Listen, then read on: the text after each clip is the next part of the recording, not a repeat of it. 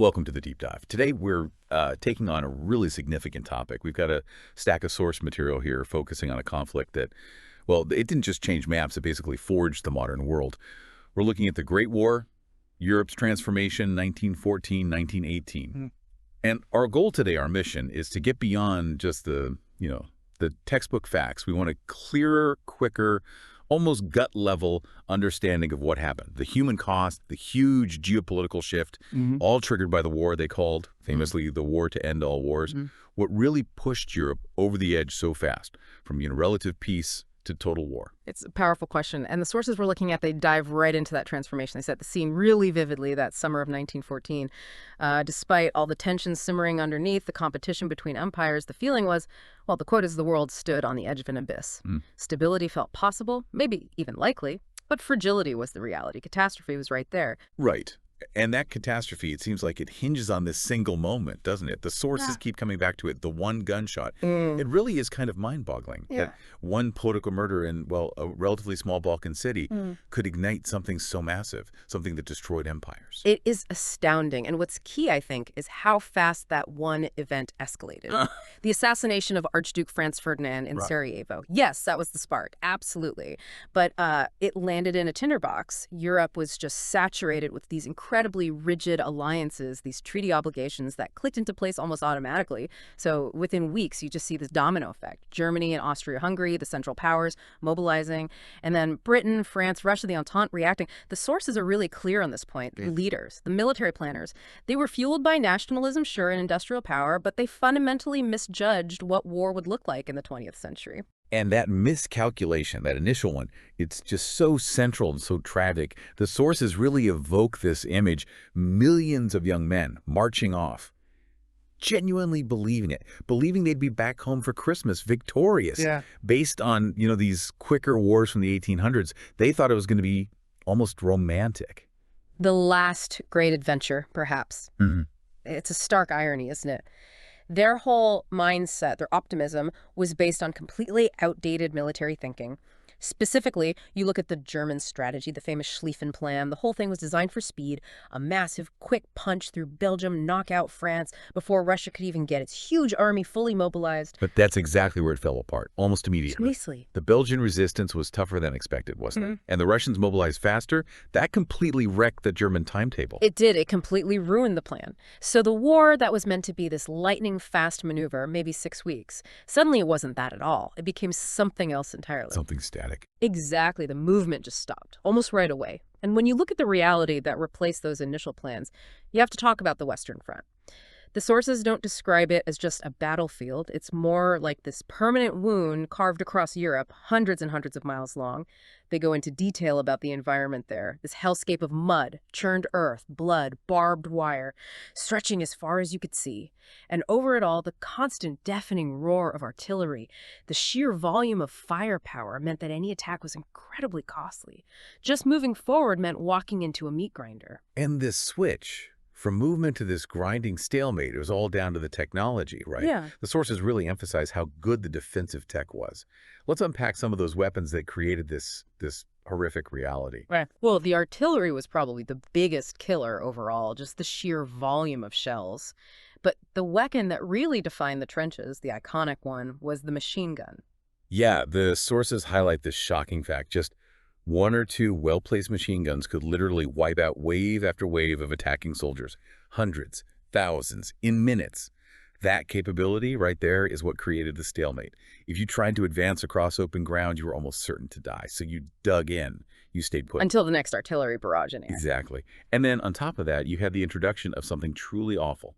Poison gas. It's hard to even imagine. So insidious. It wasn't like a bullet or a shell. It just crept in with the fog silently, taking away breath, taking away life. It feels like it changed the very nature of fear on the battlefield. It absolutely did. It added this whole new layer of terror. It wasn't about bravery or skill. It was about this invisible, unpredictable death.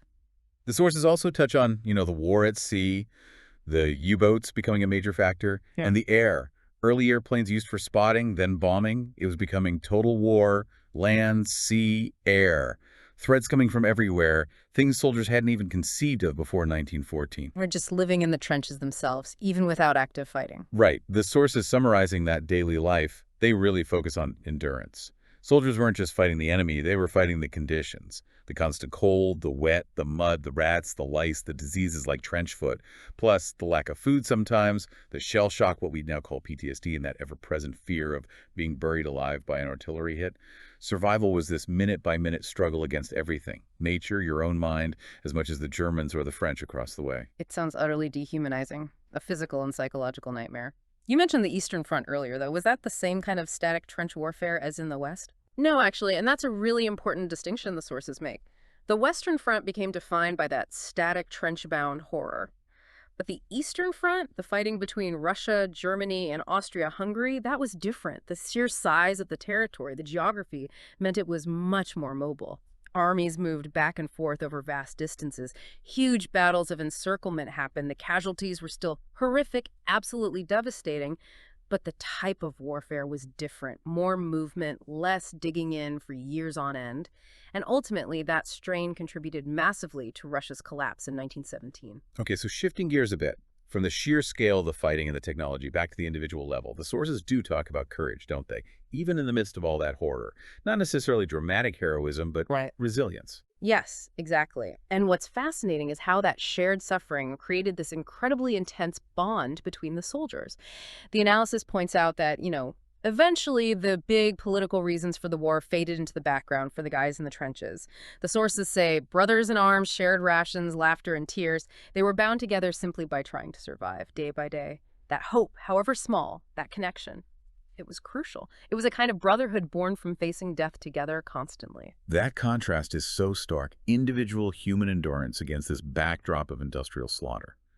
Which brings us, inevitably, to the cost. When the fighting finally stopped in November 1918, the world was just shattered. The numbers are staggering. Over 20 million dead, and millions more wounded, physically and mentally. An entire generation decimated across Europe and beyond. And the cost went far beyond human lives, immense as that was. It was structural, geopolitical, physically. Yes, huge swaths of France, Belgium, Eastern Europe were just ruins. Cities, farms, infrastructure, gone. But the really fundamental shift was the collapse of the old world order. The empires that had dominated the globe for centuries just crumbled. Let's specify that. Which empires actually disappeared off the map? Well, you had four huge ones vanish. The Romanov dynasty in Russia, gone, replaced by revolution and civil war. The Habsburgs' Austro-Hungarian Empire dissolved into a patchwork of new countries like Czechoslovakia, Yugoslavia. The Ottoman Empire, which had controlled the Middle East for centuries, was dismantled. And of course, the German Empire under the Kaiser was overthrown, replaced by the Weimar Republic. Just gone. And this is where you see that direct link, right, between the destruction and this massive global power shift.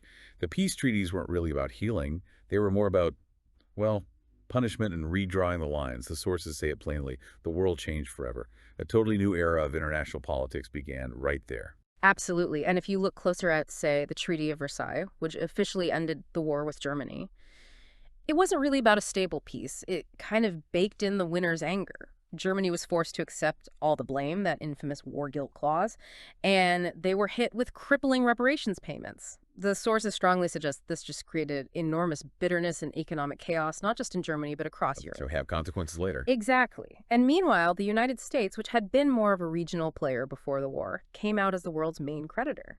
The whole financial balance of the planet shifted.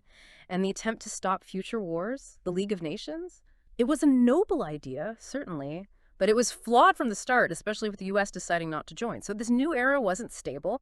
It redefined borders, yes, but it also reshaped politics in a way that carried the seeds of future conflict. Power meant something different now. So pulling it all together, this whole deep dive, the initial miscalculation, the technological shock, the human spirit under fire, and then this catastrophic collapse and reconfiguration. The sources seem to offer this dual insight. World War I wasn't just nations fighting, it was humanity itself being put through the ringer. It ripped away all the old illusions about war and showed just how vulnerable our industrialized world really was. That's a great way to put it. And the lesson that echoes down through the decades, the knowledge we gain from looking closely at this, it's about the fragility of peace, how easily it can be lost. The sheer devastation of WWI didn't actually end conflict, By creating new grievances, economic hardship, political systems based on revenge, unresolved national ambitions, it actively set the stage for what came next. The cost was so immense, it basically guaranteed the next generation would face an even bigger crisis. A truly devastating legacy. Which brings us back, as we finish, to that name the sources highlight. The war to end all wars. When you really think about the scale of the destruction, the instability it created, and the fact that it led directly to World War II just 20 years later, what does that title really say about us? About our ability, or maybe our failure, to learn from unimaginable horror? That's definitely something for you to think about.